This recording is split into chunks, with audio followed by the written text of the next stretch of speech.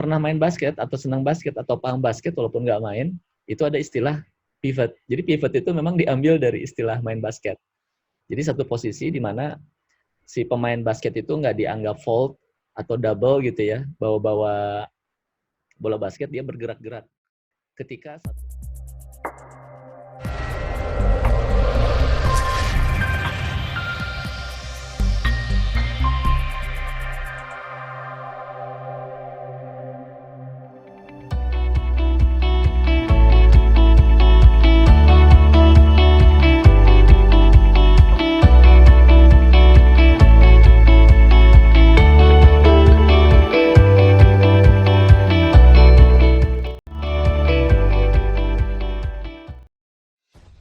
pivot ini sebetulnya kalau dicari di literatur bisnis manajemen ini rasanya nggak akan ada ditemukan, kecuali ini memang buku-buku terbaru, karena memang ini istilah di lean startup, jadi berkembang di ekonomi digital, dan ini juga seiring dengan agile culture ya, agile organization, ini penting untuk kita ketahui. Khususnya ini di pandemik, di masa pandemik ya. Kenapa? Karena di masa pandemik ini terjadi perubahan yang mengubah banyak hal yang awalnya normal jadi nggak normal sekarang.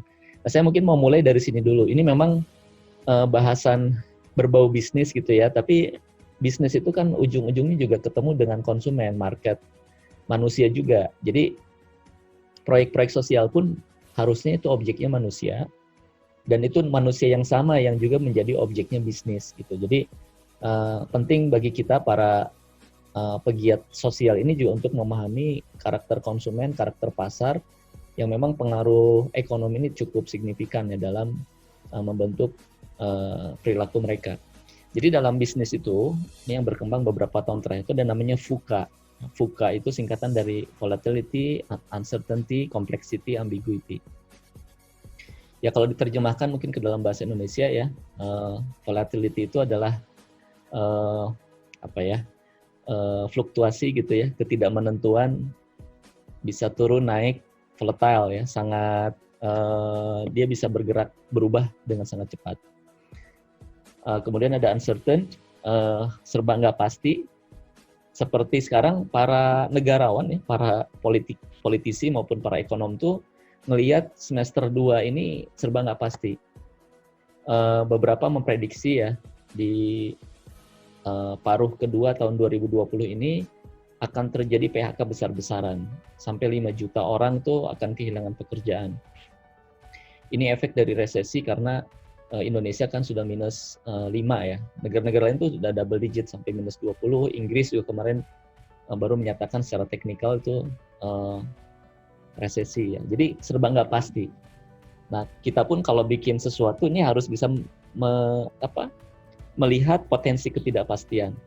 Nah, makanya tadi di sebelah kanan ini, kalau sebelah kiri itu adalah VUCA mengenai fenomena yang terjadi, sebelah kanan itu adalah apa yang kita harus miliki, adakan, supaya kita bisa merespon VUCA di sini. Jadi volatility itu direspon dengan demand, dengan vision, ya. Vision, jadi fluktuasi dinamika pasar gitu ya, dinamika konsumen tuh dengan visi, kita harus jelas nih visinya mau kemana. Dan ini memang biasanya visi ini harus dimiliki para pimpinan lah, para founders, termasuk saya asumsikan yang hadir di squad sekarang ini juga para founders itu para pimpinan ya, para pencetus ide gagasan. Sudah pastian dengan understanding complexity, dengan clarity, ambiguity, dengan agility. Nah, ya. Jadi kalau ada ini nih, ideal sama actualnya beda, misinterpretation, ada gap, kita harus agile dalam rangka untuk melakukan inovasi-inovasi baru maupun decision making terhadap perubahan yang ada. Nah, pivot ini kalau mau dipetakan gitu, dia tuh ada di mana nih dalam konteks ini. Jadi salah satu bentuk dari agility ya, kelincahan kita merespon perubahan itu adalah dengan namanya pivot. Nah, kita akan bahas ya dalam 15 menit ke depan apa itu pivot, mengapa kemudian kapan harus dilakukan, bagaimana caranya. Jadi belum berubah. Bentar ya.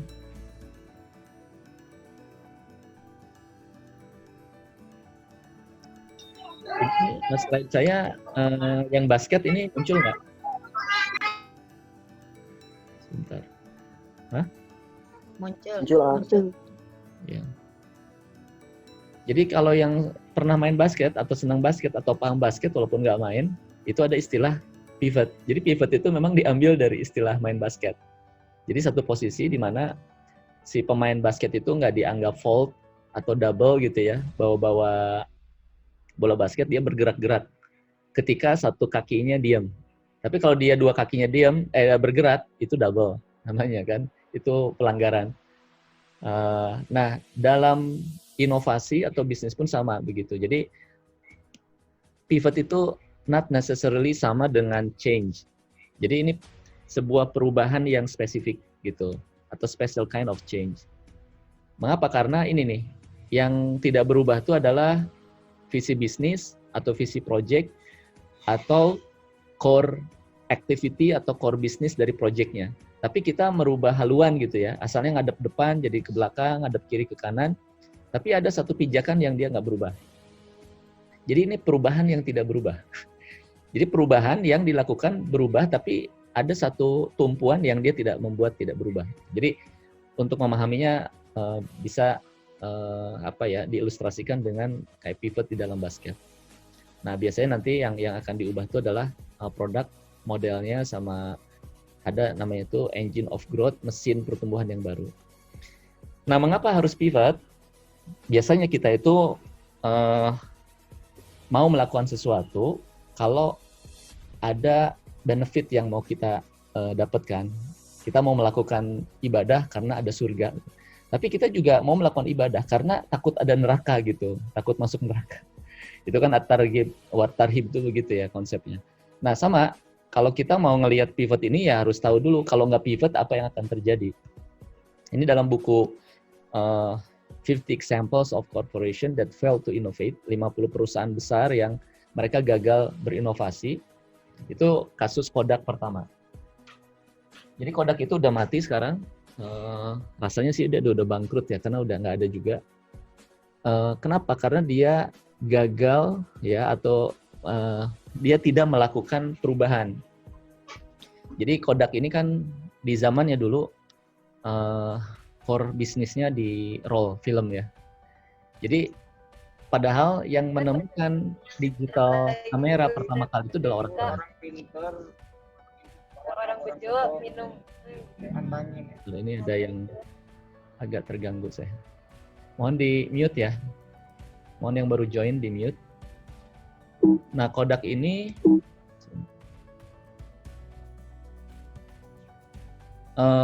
tuh jadi terganggu ini. Penemu digital kamera itu adalah orang Kodak. Tapi waktu itu Vice Presidennya bilang jangan di launch.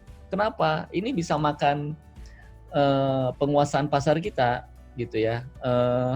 Roll film kita nih bakal habis sama digital kamera ini gitu. Jadi mereka nggak jadi launch. Makanya si Vice Presidennya ketika kemudian Kodak ini habis hilang market share-nya, dia bilang kita yang dahulu mendevelop digital kamera pertama, tapi kita gagal mendapatkan persetujuan internal untuk launch dan juga tidak menjualnya karena ketakutan akan efek terhadap pasar dari roll filmnya si Kodak sendiri. Jadi ini ketakutan akan inovasi, dia nggak launch, akhirnya orang lain yang launch gitu.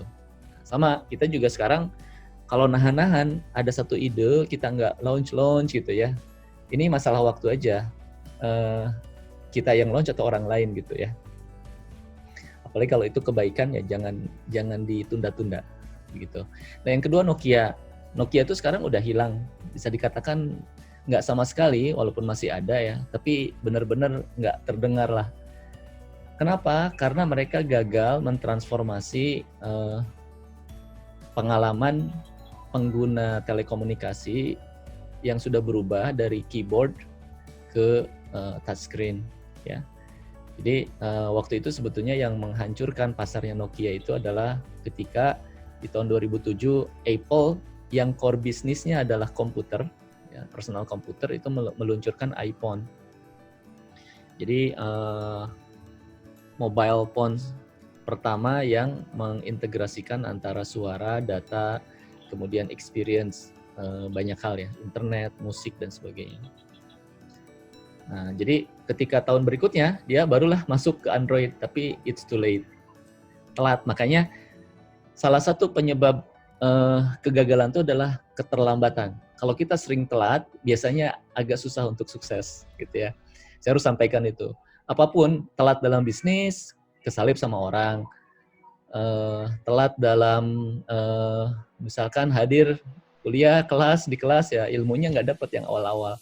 Jadi ini para innovator ya, saya berharap sih para member Beatonzorg Innovation Center jangan budayakan telat, budayakan tepat waktu, bahkan in time. Sebelum saatnya dimulai itu kita udah ada gitu. Itu menunjukkan kita well prepared. Kita nih bawa energi untuk mengambil suatu manfaat. Harus kayak gitu. Ya, bahkan dalam bahasa Arab ada, saya nggak tahu ini hadis atau quote ya. Man bati amaluhu lam yusrobihi nasabuh. Siapa yang lambat amalnya nggak akan dipercepat nasibnya. Ya, jadi yang lambat-lambat tuh nggak akan cepat. Memang benar kan? Ya. Jadi kalau lambat tuh nggak akan cepat, pasti ketinggalan. Apalagi kalau amalnya lambat, ya nasibnya juga akan cepat. Jadi prinsipnya sekarang kalau ada kebaikan, udah kerjain dulu aja. Makanya saya ini saya nggak kerja di Tokopedia gitu ya. Tapi saya suka sekali dengan tagline-nya itu. Mulai aja dulu. Apalagi kalau itu kebaikan, nggak ada alasan untuk nunggu-nunggu. Jalan aja dulu gitu. Ya jangan takut gagal, nggak sempurna dan sebagainya. Jadi ini konteksnya nih banyak nih. Saya tidak sedang bicara bisnis secara spesifik. Ini bicara tentang gerakan sosial, termasuk komunitas kita lah, ya gitu. Nah, yang menarik lagi satu lagi, Blockbuster. Jadi ini memang di Indonesia nggak ada, tapi di sana di Amerika tuh ada perusahaan penyewaan DVD terbesar. Mereka punya toko banyak gitu. Kalau di kita kan yang banyak itu jualan DVD bajakan ya. Sampai di stasiun juga banyak gitu. Dan kalau ada film terbaru tuh 2-3 hari itu udah ada di situ gitu. Nah, kalau di luar negeri itu ada namanya Blockbuster. Dia tempat penyewaan DVD. Nah, yang lucu adalah dia mati sekarang oleh Netflix. Ya, yang lucu lagi adalah dulu penemunya Netflix itu pernah datang ke CEO-nya Blockbuster, ngajak barengan partnership. Yuk kita kerjasama lah. Anda kan jualan DVD nih, kami ini platform online. Kita bareng aja. Terus kata si CEO Blockbuster-nya, ini niche market, ini kecil banget. Enggak deh, gue kan gede gitu ya. Ya, the idea got turned down by Antioko ya, because he thought it was ridiculous. Ini konyol lah, ngapain sih nonton video gitu ya lewat gadget segala macam. Kayaknya enggak deh. Tapi ternyata akhirnya dia yang dimakan sama Netflix. Di 2010 Blockbuster bangkrut. Dan Netflix sebaliknya jadi perusahaan bernilai 28 juta US dollar, berarti sekitar ya kalau dikali 15 ya, ini 30 kali 15 450 triliun ya. Berarti ini 450 triliun miliar. Ya 400 kan kalau dikali 15 ya, ya kurang lebih sekitar 4,5 triliun. Ya. Nah, kemudian si CEO-nya bilang the internet didn't kill Blockbuster. Internet yang bukan membunuh Blockbuster, tapi perusahaan Blockbuster sendiri yang membunuh dirinya sendiri.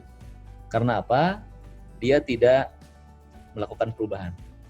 Nah, termasuk sekarang ya, COVID ini membawa keterpurukan ke banyak sektor. Tapi ya, kita harus punya quote yang baru. Bukan COVID yang membuat perusahaan-perusahaan bangkrut, yang membuat kita ini terbatas segala macam. Tapi kemampuan kita beradaptasi dengan COVID ini yang tidak melakukan perubahan. Jadi kalau kita biasa-biasa aja nggak berubah, ya memang kita jadi efek gitu, jadi efek dari sesuatu yang lain. Tapi kalau kita agile, melakukan pivot, jadi nasib itu ya kita yang nentuin gitu. Jangan sampai kita ini jadi produk orang lain ya. Jadi dari akibat dari orang lain. Kita ini harus yang proaktif, kita yang menjadi penentu nasib kita sendiri gitu. Nah ini, the internet didn't kill Blockbuster, the company did it to itself. Nah, COVID ini sekarang ini jadi disruptor baru termasuk untuk industri 4.0. Ya, sebut aja ini 5.0 gitu ya. It's a super disruptor. Ya. Nah, kalau pivot itu kapan? Ya, nah ini sekarang jadi pivot itu tadi ya. Apa itu pivot? Seperti pemain basket. Mengapa harus pivot? Kalau enggak bisa mati, ya. Kayak perusahaan-perusahaan tadi itu tidak berinovasi, tidak berubah. Kapan pivot dilakukan? Ketika terjadi fenomena flat atau decline. Ya, kalau dalam produk nggak laku-laku, produknya cenderung turun atau bahkan flat. Jadi kalau kita punya produk atau punya project atau punya apapun ya, organisasi, bisa produk, bisa apapun, itu keadaannya tuh gitu-gitu aja, melempem gitu ya, diam atau bahkan cenderung turun, itu tandanya harus segera dilakukan pivot, ya, dilakukan perubahan gitu. Jadi kalau pivot itu perubahan yang masih bertumpu pada satu titik tumpu yang menjadi core ya, jadi aktivitas utama. Ekstrimnya yang lain adalah radical changes ya, perubahan radikal gitu. Tapi pivot nggak kayak gitu, ini bukan radical changes gitu ya, bukan perubahan radikal. Indikatornya biasanya dari ini. Nah, kapan itu bisa dilihat? Minimal 3 bulan, minimal 3 titik amatan. Jadi kalau kita mau bikin grafik itu kan, kalau 2 tuh masih bisa naik, nanti bisa turun, bisa naik atau naik lagi, atau turun bisa naik lagi gitu kan kalau 3 titik. Tapi kalau sudah 3 titik berturut-turut flat atau turun, itu tanda-tandanya harus segera pivot. Harus segera dilakukan sesuatu. Ya apakah itu? Nah, grafik apa ini? Bisa grafik user, follower, penjualan, ya, traffic yang datang ke toko, yang datang ke klinik, yang datang ke pasar, yang datang ke apapun produk kita ya. Nah, karena sekarang itu namanya stay at home economy. Pasar ini diam di rumah, duduk semua. Dia nggak mau keluar rumah karena social distancing. Makanya ada sektor-sektor yang naik, ada sektor-sektor yang turun. Ya, yang naik tuh contoh misalkan food delivery. Karena orang nggak mau keluar ya dianterin ke rumahnya. Logistik ya delivery ya yang nganterin. E-commerce, jualan lewat online, remote working karena orang WFH, streaming services karena di rumah juga mungkin bioskop udah nggak rame lagi ya mereka nonton di rumah. Media telco jelas karena butuh internet connection, online learning, PJJ, pembelajaran jarak jauh, ya. Cloud services karena orang terbatas storage di handphonenya ya dia harus nyimpen di atas, di awan gitu ya. Jelas ini farmasi dan seterusnya. Jadi squad kita pun sekarang saya nanti ada kan beberapa squad yang sekarang tuh the fall ya. Contoh misalkan travel rally itu menurut saya harus pivot karena mau nunggu kapan gitu ya. Masa kita udah deh squad ini kita nggak lakukan apa-apa karena masih pandemi. Kalau pandemiknya sampai tahun 2021 akhir misalkan, berarti kan nggak ngapa-ngapain gitu setahun setengah. Jadi apa yang harus dilakukan? Nah, nanti kita lakukan namanya pivot. Nah, si disrupsi COVID ini supaya kita jelas ya nanti pivotnya tuh gimana. Ini yang harus berubah itu adalah ini makanya. Jadi kalau di disrupsi digital itu yang berubah adalah perilaku konsumen, penyebabnya adalah model bisnis, produk digital. Kalau disrupsi COVID itu yang berubah konsumennya. Karena virus itu menyerang orang gitu. Jadi orangnya berubah perilakunya. Sehingga yang harus berubah apa? Produk untuk orang tersebut, model operasional untuk orang tersebut, sama model bisnis untuk konsumen tersebut. Jadi pivot itu adalah penyesuaian apa yang dibuat untuk konsumen karena konsumennya berubah gitu. Ya, mereka yang tidak berubah dipastikan dia bertentangan dengan kaidah hukum alam gitu ya. Konsumen berubah, dia nggak berubah ya nggak bakal dibeli atau direspon oleh konsumen. Nah, jadi ada 3 nih ya secara tahapan. Pivot itu nanti diproses bagaimana perubahannya. Pertama kita harus pahami dulu kebiasaan baru konsumen kita, user kita. Jadi masing-masing kan punya bisnis model canvas ya ketika bikin project ini. Di situ ada customer, ada stakeholder-nya siapa, kemudian channelnya siapa saja ya gitu ya, kita bermitra dengan siapa. Adakah yang berubah? Karena mungkin dulu kita bikin tuh pas akhir tahun 2019 belum ada pandemik gitu ya. Nah sekarang semuanya berubah ya, kita harus meredefinisi profil mereka ya. Siapa konsumen, apa yang baru, kebiasaan baru apa dari konsumen atau dari target audience kita tersebut. Termasuk ketika project ini, hampir semuanya kan kita nih di Dikmen ya, hampir semuanya adalah pelajar. Jangan pikir pelajar yang 2019 lalu itu sama dengan pelajar yang di 2020. Beda secara behavior. Itu sudah bisa dipastikan, kebiasaannya berubah. Jadi kalau kita masih mikir otak kita nih mindsetnya masih tahun 2019, menggunakan cara-cara sebelum pandemik, bisa jadi nggak relevan. Ya. Nah karena itu kita harus melakukan namanya pivoting ya. Ini dalam konteks bisnis namanya business pivoting, kalau dalam project ya project pivoting atau product pivot dan sebagainya. Sama yang ketiga ya transformasi digital, karena untuk berinteraksi dengan mereka, untuk physical ini sekarang agak almost impossible, atau kalaupun enggak, orang nggak menarik gitu untuk ketemuan, apalagi nih kasus-kasus COVID makin naik dan sebagainya. Maka interaksi dengan target audience itu pasti lewat media digital. Jadi ini nggak bisa dihindari gitu ya. Bukan semuanya harus digital juga, tapi ya kita nggak bisa terhindar dari itu semua.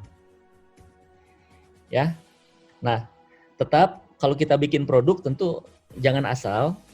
Jadi bikin produk itu di design thinking yang kita pelajari di Agile itu adalah kita membuat produk itu sesuai dengan kebutuhannya konsumen, bukan maunya kita.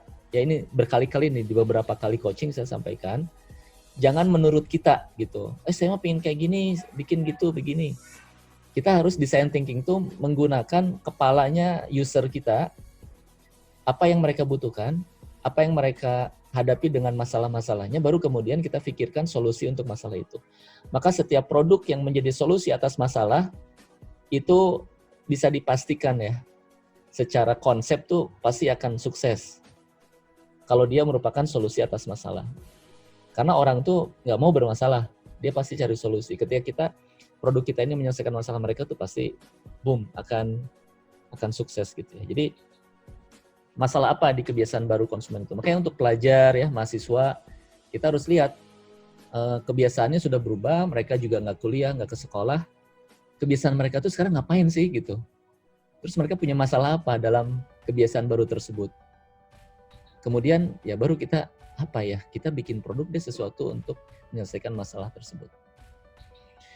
Nah, pivot ya. Nah sekarang nih kita udah ke poin apa itu pivot dan bagaimana cara pivot itu. Ini ada 8, secara teoritis ada 8, kalau mau baca nanti di The Lean Startup. Seingat saya udah sharing ya di grup. Tapi ada 4 yang utama, karena itu merepresentasi yang 4 yang lain. Ada namanya itu zoom in, zoom out. Zoom ini bahasa ya, bukan merek media video call. Zoom in ya. Jadi zoom in ini kayak mikroskop gitu, kita ngelihat ke dalam. Zoom out ngelihat lebih jauh. Kemudian customer segment yang pivot, yang berubah. Sama yang keempat architecture-nya. Architecture-nya berubah. Nggak usah didefinisikan, tapi kita pakai ilustrasi saja. Zoom in pivot itu yang dilakukan oleh Instagram.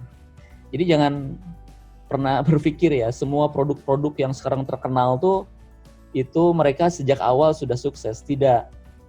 Itu mereka melakukan banyak pivot. Ya, selama mereka masih bisa bertahan ya, namanya runway. Jadi kalau mereka punya duit untuk bisa tetap hidup, misalkan setahun, ya selama setahun itu dia punya kesempatan untuk terus berubah sampai menemukan namanya product market fit.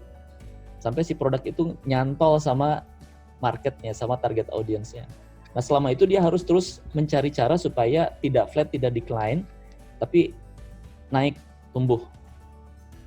Nah si Instagram ini pas awal di launch, itu tuh fiturnya lengkap, macam-macam ada. Ya selain sharing foto tuh ada check-in, kemudian ada macam-macam.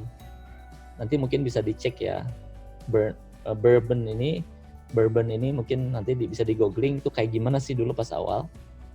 Tapi itu gagal. Jadi ya yang download sedikit, yang follow sedikit, sampai akhirnya mereka memutuskan untuk zoom in.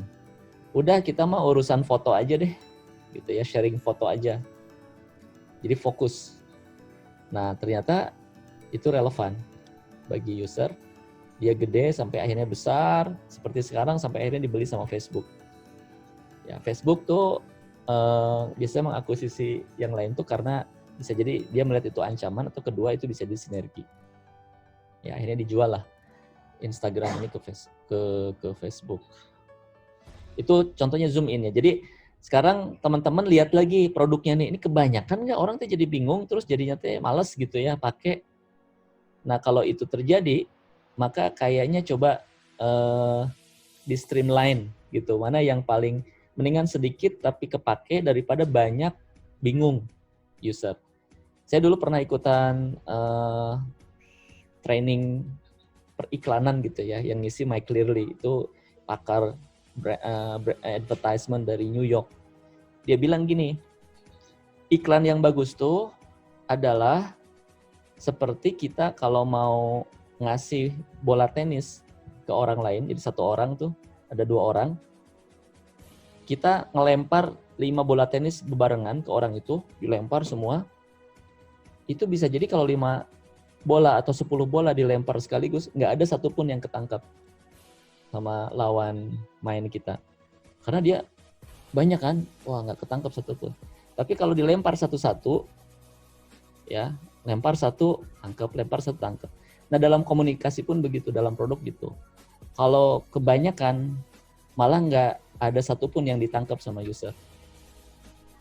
Nah, jadi ini adalah being focus ya. Ini zoom in, contohnya begitu. Nah yang kedua zoom out. Sebaliknya zoom out itu yang awalnya fiturnya sederhana, beberapa ditambah jadi banyak. Contohnya adalah AirAsia, Gojek ya, Gojek lah. Gojek kan awal kan cuma ride hailing, sewa motor lah ya, ngojek sama mobil gitu. Tapi kalau hanya dari 2 itu aja pasti flat tuh pertumbuhan itu ya gitu aja paling. Apalagi kalau semua orang udah naik Gojek gitu, nggak akan nambah pertumbuhan usernya, pertumbuhan omsetnya gitu. Maka dia ke banyak layanan ya, banking dengan adanya GoPay, dia beli Nitrans. Ya dulu ada massage, ada auto service, ada home maintenance ya, Go Live.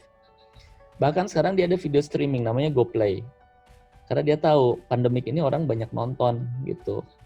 Jadi ada GoPlay ya, dan seterusnya. Termasuk farmasi dia ada, saya sama Halodoc ya. Halodoc tuh sama Grab apa Gojek. Tapi intinya begitu. Ya AirAsia dulu cuma jualan tiket pesawat, sekarang kemudian di AirAsia Go layanan hotel maupun paket perjalanan. Itu ya, itu zoom out. Yang ketiga, mengubah segmen audience, target audience. Jadi berubah gitu ya. Contohnya Marlboro itu waktu di launch itu, percaya atau enggak, dia tuh rokok untuk wanita. Dibikinnya ya. Ini kalau nggak salah Philip Morris ya. Marlboro tuh apa Dunhill. Pas saya nggak tahu lah. Ini rokok soalnya. Dulu untuk wanita, tapi ternyata yang lebih suka tuh laki-laki. Ya udah akhirnya dia pivot. Udah nggak jadi wanita, jadinya laki-laki gitu. Dan semua iklannya berikutnya adalah sangat macho gitu ya, cowboy dan sebagainya. Kemudian Facebook, awalnya kan si Mark Zuckerberg itu kan waktu kuliah, dia bikin itu tuh sebetulnya buat kenalan anak-anak Harvard. Tapi ternyata mereka share juga keluar Harvard, bahkan kampus-kampus lain, bahkan teman-temannya. Ya udah akhirnya dia pivot bukan hanya untuk mahasiswa, tapi untuk masyarakat umum. Mio ya, nah kebanyakan kita nih punya motor Mio. Awalnya tuh untuk wanita Mio itu, namanya aja Miao kan, kucing ya. Tapi ternyata laki-laki juga seneng gitu kalau nggak pakai apa sih, mengignite itu nyalain pakai kaki itu kan itu masalah juga gitu ya. Kalau elektrik tuh kayaknya simple. Akhirnya Berkembanglah Mio itu, yang maco-maconya juga Mio ada gitu ya. Padahal brandnya tuh brand Mio tuh awalnya untuk perempuan, itu pivot. Bayangkan kalau seandainya dia nggak pivot, ya udah hanya untuk motor cewek aja gitu, bahkan nanti kompetitornya yang ngambil motor elektrik untuk cowok kan si Yamaha pasti akan kesal itu. Jadi ini pentingnya mengubah customer segment. Jadi teman-teman sekarang ya, kalau misalkan ini kok squad saya ini kok nggak direspon ya sama usernya, jangan ragu, jangan takut untuk mengubah tadi produknya jadi dari kompleks jadi sederhana, atau dari sederhana jadi banyak. Atau yang kedua, customer segmentnya kemarin misalkan anak-anak rohis. Anak-anak rohisnya juga kok sekarang mah gini ya. Udahlah ini umum aja gitu. Coba gitu. Atau misalkan umum jadi ke rohis. Atau apapun itu yang justru nanti harus di-explore ya. Nah yang menarik adalah yang terakhir ini. Ini agak lebih radikal ya dibandingkan zoom in, out, sama segmen. Yaitu yang berubah arsitektur bisnis ya atau produknya. Jadi Zara sama Louis Vuitton ya yang sering main di Jakarta ya, outletnya itu kan di very premium channel gitu kayak Pacific Place, Senayan City gitu ya. Itu selama pandemik ini pusing mereka karena semua mall tutup. Terus ya outlet mereka ada di mall.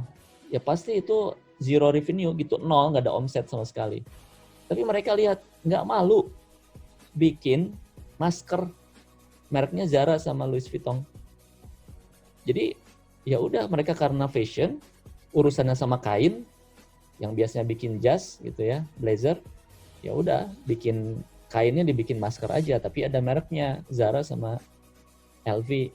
Harganya mulai dari 5 juta, 10 juta, ada yang 100 juta, dan ada yang beli gitu. Ya sama, target segmen yang sama. Jadi dia nggak merubah customer segmennya, tapi dia merubah bisnisnya. Dia kan punya sentra produksi gitu ya untuk bikin fashion ini, ya udah semuanya jadi bikin masker.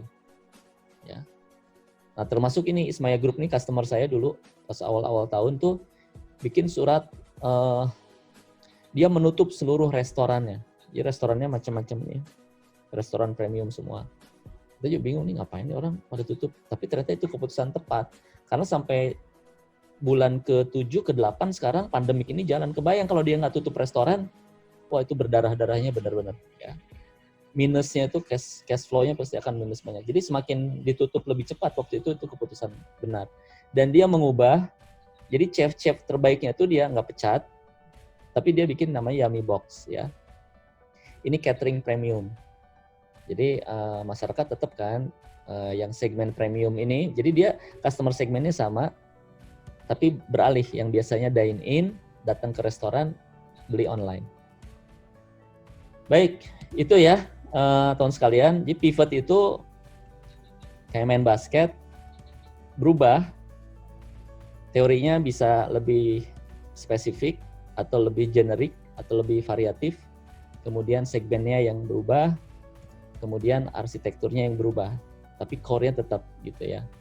Kan kayak ini Yummy Box tetap makanan premium, Zara LV tetap fashion premium, tapi yang dijualnya beda. Nah kata kuncinya itu adalah engine of growth. Jadi pivot itu adalah menemukan mesin pertumbuhan yang baru, ya seperti itu. Nah kemudian ya ini transformasi digital ya, jadi wajib dilakukan. Nah sekarang nih kategori-kategori yang naik selama pandemik ini adalah pangan, logistik, karena pangan ini harus dianterin, berarti logistik, kesehatan, pendidikan. Jadi teman-teman yang ada di squadnya, yang berada di area sini, itu tuh pasti naik gitu ya, squad Merona, terus kelas inspiratif, terus apalah yang ada kesehatan, pendidikan, gitu ya. Ini harusnya tuh pede gitu, dan ini momentum untuk benar-benar gain users, gitu. Ya, nah sederhananya kalau going online itu transformasi digital, pertama punya medsos dulu aja deh. Karena cara berkomunikasi orang dengan kita tuh kalau kita nggak punya media sosial, terus mau lewat apa? Kita berinteraksi sama user kita kan gimana coba kalau nggak online? Email, ya email tuh gimana ya, orang nyari email tuh gimana? Susah kan? emailnya Sintesa atau Imago misalkan, dia tetap dia akan nyari kan lewat Google gitu. Tapi kalau kita punya medsos, orang bisa nge-DM, orang bisa komen atau apapun. Minimal tuh itu yang paling basic. Jadi being online, transformasi digital yang paling basic itu adalah punya akun-akun media sosial gitu. Kalau ada manusia sekarang masih nggak punya akun media sosial, mungkin dia unsosial gitu ya. Karena dia nggak mau dihubungi secara media sosial oleh orang lain. Memang mungkin dia by intention memang nggak mau diketahui sama orang lain. Tapi ini caranya, apalagi kalau organisasi kan ingin diketahui sama target marketnya. Yang kedua, ini lebih spesifik.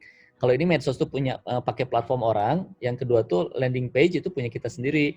Makanya saya selalu berulang kali mendorong teman-teman ya, kalau yang sudah punya produk, punya merek, punya nama, punya brand, segera amankan domain name-nya. Ya, beli di rumah web, di Niaga Hoster dan sebagainya. Harganya juga nggak mahal kok itu. Ya, 200.000, 250.000 per tahun gitu ya, dibagi 12 kan cuma 20.000 gitu ya per bulan. Itu tuh kayak sewa lapak. Tapi itu tuh akan jadi tempat yang menghubungkan orang lain mengetahui kita, menghubungi kita, bahkan jualan juga kita bisa di situ. Nanti, nah landing page ya, ini tuh kan berupa website atau microsite yang ada sisi jualannya, itu baru namanya e-commerce gitu. Itu aja sih sebenarnya sederhana ya, cara memahaminya gitu ya. Kalau kita tuh, wah punya e-commerce, punya apa, kayaknya gimana sih sebetulnya itu transformasi digitalnya bertahap aja gitu ya. Nah itu mungkin dari saya. Ini social distancing, nah kan ini kan uncertain ya, kita nggak tahu sampai kapan. Kabarnya kata pemerintah, Menteri Pariwisata katanya baru mungkin paling cepat awal 2021 sampai akhir 2021. Walaupun sekarang sudah mulai nggak ada social distancing gitu, tapi kan orang juga masih tetap reluctant untuk berinteraksi sama orang lain gitu. Dan di sektor pendidikan walaupun sudah sebagian diperbolehkan ada interaksi teman, tapi kan tetap dibatasi gitu ya. Apalagi di kasus-kasus di Kota Bogor misalkan yang masih tinggi, tetap di lockdown. Bahkan saya dengar IPB itu sampai Juni 2021 tuh masih online. Jadi ini kesempatan teman-teman untuk melihat itu semua sebagai peluang ya. Nih, selalu ada peluang di setiap krisis. Yang bikin banyak bisnis terpuruk mati itu bukan COVID, tapi ketidakmampuan kita untuk berubah. Jadi kalau ada bisnismen, direktur, ya, manajemen, komisaris atau apapun yang bilang kami turun karena COVID, itu mindsetnya perlu diperbaiki. Termasuk kita ya para founder Inovasi Squad ini, kalau kita mikir ya kami nggak ketemuan dulu karena COVID, squad kami kan ini karena COVID nih jadinya kami nggak bisa bergerak. Itu adalah orang-orang yang menyerah dengan keadaan. Jadi hidup kita ini jangan jadi produknya pihak lain, orang lain. Kita yang harus menentukan sendiri arah gerak diri kita gitu ya. Caranya dengan pivot gitu, berubah gitu ya. Tapi tetap core-nya tidak sampai berubah total. Gitu.